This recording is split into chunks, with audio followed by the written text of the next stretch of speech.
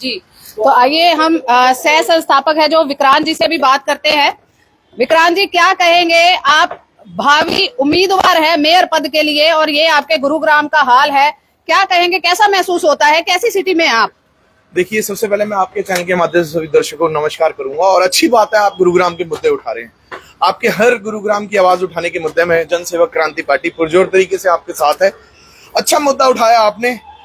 देखिए, कोई भी काम होता है ना, तीन अहम पहलू होते हैं, प्लानिंग, एग्जीक्यूशन और पब्लिक वेलफेयर। अगर सरकार के काम की बात कर रहे हैं जी, अब प्लानिंग आपके सामने है जी, पता नहीं सही कर पाए गलत कर पाए, एग्जीक्यूट तो हो नहीं पाई।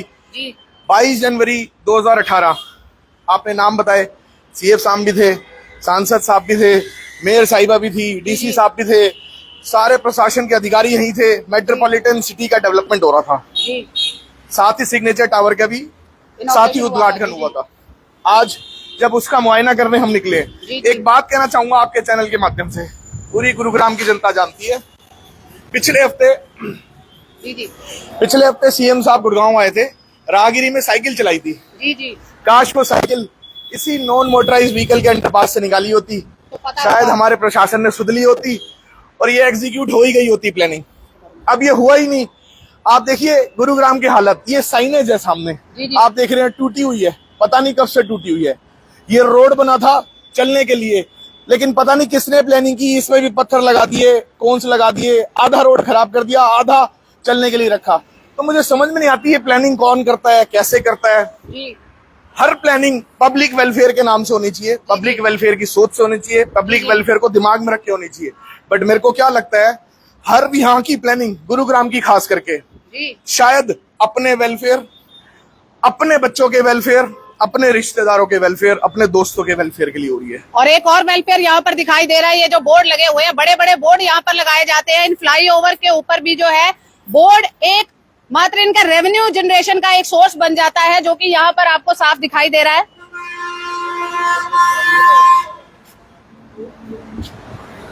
अब यहाँ पर आप स्थिति भी देख सकते हैं कि ये कहीं पर भी जो है ये चीजें चलने के काम नहीं आती है और यह स्थिति है यहाँ पर।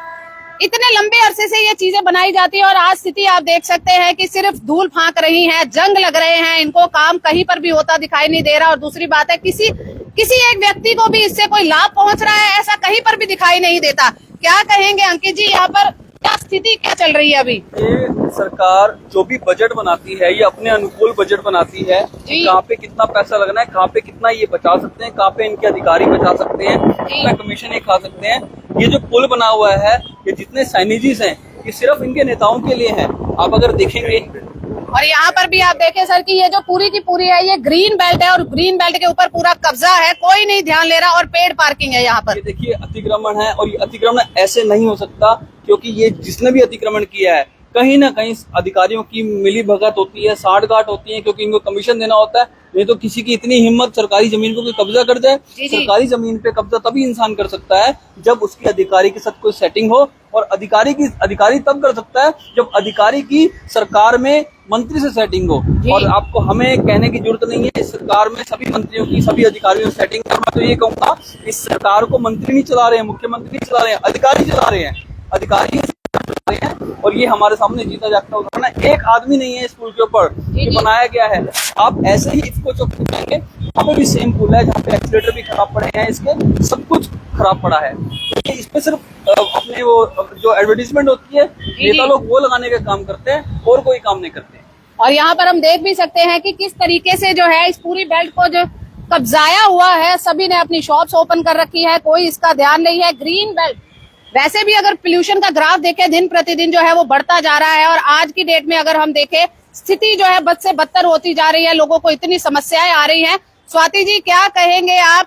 पार्षद पद की दावेदारी रख रहे हैं और गुरुग्राम को बेहतर बनाने के लिए घर से शुरुआत होती है, तो ये घर से बाहर का रास्ता है, क्या कहेंगे? देखिए, अभी बताया गया आपको। देखिए, यहाँ लाइट्स लगी हुई है, यहाँ सब टूटा भी हुआ है।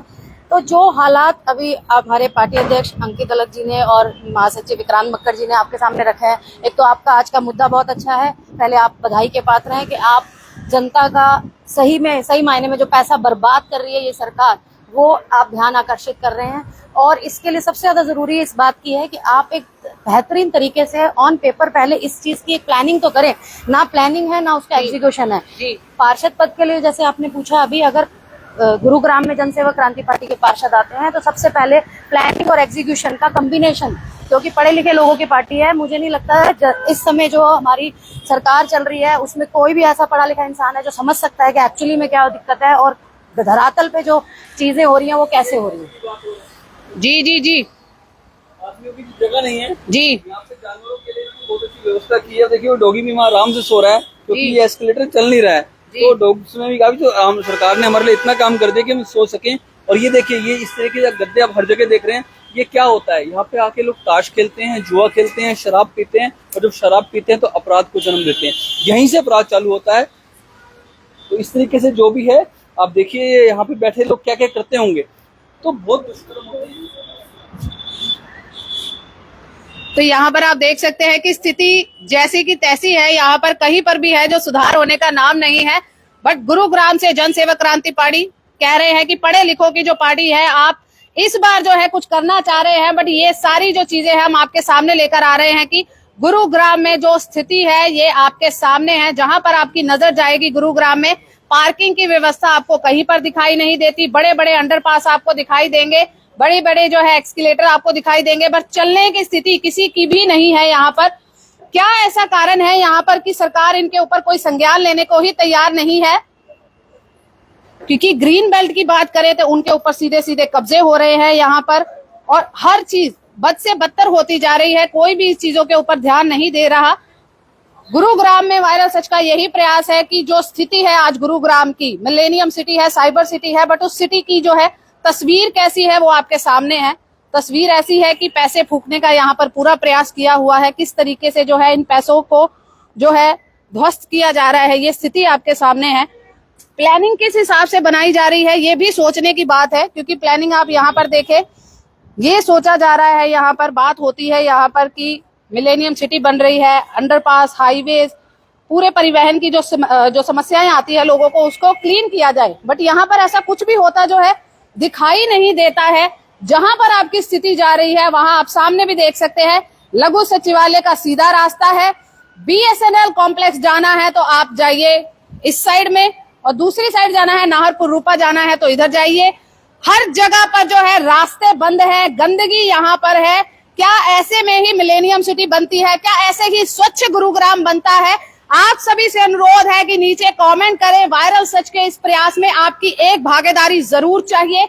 लाइक करें, सब्सक्राइब करें, नीचे कमेंट करें हमें कि क्या कहते हैं आप ऐसे गुरुग्राम के बारे में। ये तो स्थिति आपको अभी गुरुग्राम के अंडरपास की दिख रही है, ऐसी तमाम स्थितियां, ऐसी तमाम लोकेशंस जो हैं वो आपको लगातार हम दिखाते रहेंगे। अंदर आप देखिए कि क्या सिचुएशन है। इतना पैसा यहाँ पर लगा है, करोड़ों का पैसा यहाँ पर लगा है, अरबों का पैसा यहाँ पर लगा है, काम कहीं पर भी नहीं है। क्या कहेंगे मुख्यमंत्री साहब, आप क्या कहेंगे इस पर? जी विक्रांत जी। देखिए मैं एक बात और ध्यान केंद्रित करना चाहूंगा, जब भी ऐसे कोई बड़े चौक की प्लानिंग आती है ना, जैसे जनवरी 22 2018 में जब इसका उद्घाटन हुआ था, तो times of India, Hindustan times, बड़े बड़े चैनल, बड़े बड़े न्यूज़पेपर ना एरियल व्यूज दिखाते हैं जी। उन एरियल व्यूज से लोगों को समझाया जाता है कि आपका चौक ऐसे आने वाला है, ट्रैफिक ऐसे मूव करेगा, पेडेस्ट्रियंस ऐसे मूव करेंगे, तो सबको ना डेवलपमेंट नजर आती है जी। लेकिन ये है उसका सच। आज आपके चैनल के माध्यम से गुरुग्राम की जनता देख पा रही है, ये है हमारे गुरुग्राम का विकास। मेट्रोपॉलिटन अंधेरे में, रोशनी में आप दिखा रहे हो अपने कैमरे पे, तो गुरुग्राम के लोगों को ये देखने की बहुत ज्यादा जरूरत है। ना सिर्फ गुरुग्राम को, सच बताऊं आपको तो आज पूरा हरियाणा ऐसे ही अंधेरे में जी। जो ऊपर से आपको दिख रहा है, वो कहते हैं ना line, every glittering thing is not gold. आज जो चमक रहा है ना वो सच नहीं है जी। वो सच बताया जा रहा है, वो इस तरीके से प्रकाशित करा जा रहा है कि यही आपका विकास है। पर मैं आपको सच बताऊं, विकास तो पैदा ही नहीं हुआ अभी तक जी। ये विकास है।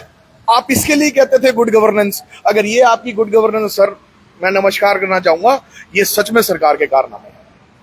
ये सरकार के कारनामे आपके सामने लेकर आ रहा है वायरल सच, और ऐसे ही कारनामे लगातार आपको दिखाते रहेंगे। आपसे भी अनुरोध है, अपनी भागीदारी इस चीज में अवश्य दिखाएं। यहाँ पर जितने बैनर लगते हैं ये कहीं ना कहीं बैनर्स के लिए है, ये चीज बनाई गई है ऐसा लगता है। यहाँ पर देखिए सारा कूड़ा कटकर यहाँ पर फैला हुआ है, कहीं पर भी जो है स्वच्छता के नाम पर कुछ भी दिखाई नहीं दे रहा। और दूसरी बात करें तो यहाँ पर सिस्टम क्या है, मेन बात यहाँ पर आती है, सिस्टम किस तरीके से बनाया गया है, क्या बनाया गया है। यहाँ पर कहीं ना कहीं क्राइम रेट को जो है यहाँ पर बढ़ावा दिया जा रहा है, काम के नाम पर यहाँ पर शून्य है, सब जगह के लिए लोकेशन लगाई गई है यहाँ पर, बट रास्ते बंद है। रास्ते ही बंद होंगे तो आगे काम कैसे चलेगा। यहाँ पर आप देखें नंबर लिख रखे हैं, इमरजेंसी कॉन्टैक्ट नंबर आपका, पुलिस लाइन का, वुमेन हेल्पलाइन का, फायर ब्रिगेड का, एम्बुलेंस, हॉस्पिटल का, और जो कॉन्ट्रैक्टर है गवार कॉन्ट्रैक्टर कंस्ट्रक्शन लिमिटेड, उसका नंबर भी लिखा है। भाई साहब चलता ही नहीं है तो क्या करेंगे, लोग गुजर ही नहीं पाए तो क्या करेंगे, सिर्फ हवा में तीर चलाए तो क्या होगा। यहाँ पर आपके सामने ये स्थिति है, इतनी टाइलें यहाँ पर लगी है, ये लोहे के गेट लगे हैं, और यहाँ पर आप देखिए इन गेटों को जंग लग चुका है।